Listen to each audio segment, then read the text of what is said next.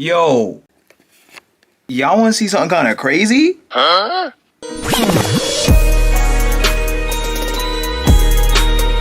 Damn, son, where'd you find this?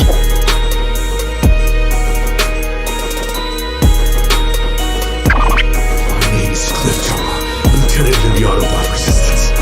My safe return means that.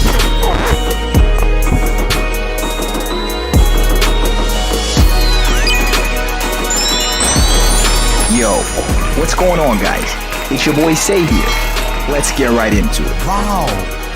Bro, can I get a oh my god, please? Oh my god!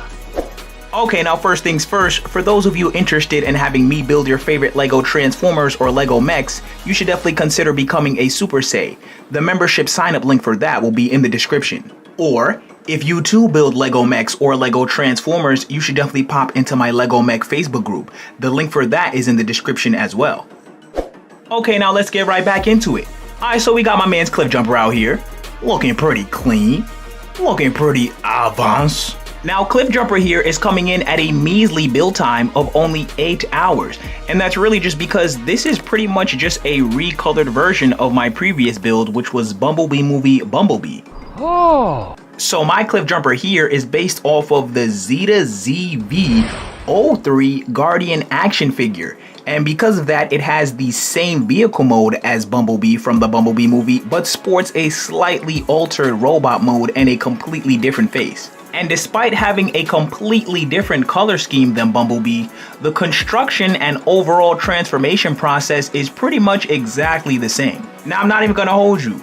When I started designing Cliffjumper's face here, bro, I was pretty shook because designing Transformers that have humanoid faces is extremely hard for me to do. So I had no idea how this was gonna come out. Like, if you take a look at the Bumblebee head from my last mock, he looks like I don't know what the hell. But Cliffjumper's face here is very clearly a mechanized human face. So that was some good stress. But we got it.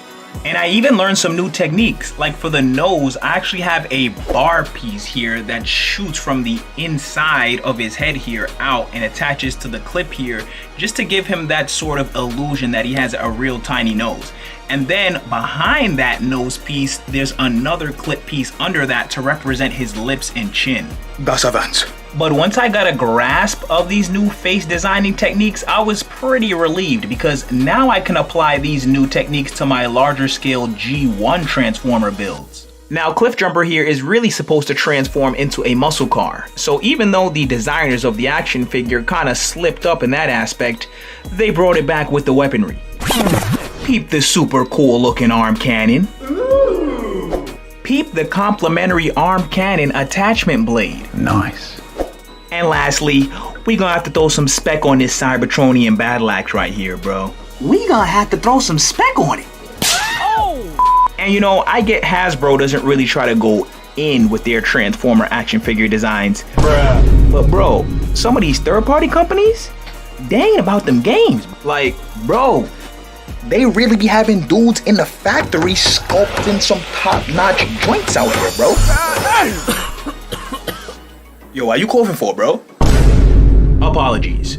What I'm really trying to say is, the Warhammer was a really good idea to add to Cliffjumper's arsenal of weaponry.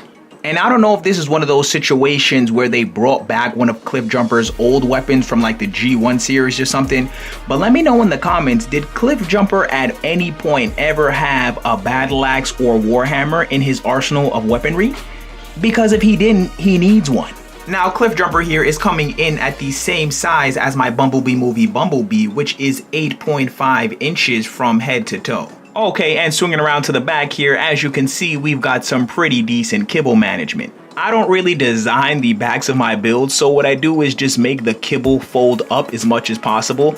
So this section right here is really just the upper portion of his vehicle mode. Nonetheless though, still looks pretty good. And honestly, this is the exact same approach that a lot of the action figures take when it comes to their back designs as well. But you know what? I can't really get too comfortable because when I do my Transformers 2007 Prime over, I'm gonna have to manage the kibble in a way I have never managed it before. Because that front part of the truck is gonna have to end up on his back, and it's gonna have to split up a couple of times to prevent him from falling backwards because of the weight. So I'm gonna enjoy the easy kibble management of these car transformers while it lasts. Speaking of car transformers, let's get right back into that vehicle mode, thank you very much.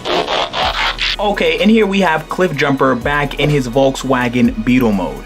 And honestly, since this is just a recolor of that Bumblebee movie Bumblebee, I only really made about 3 changes to this vehicle mode here.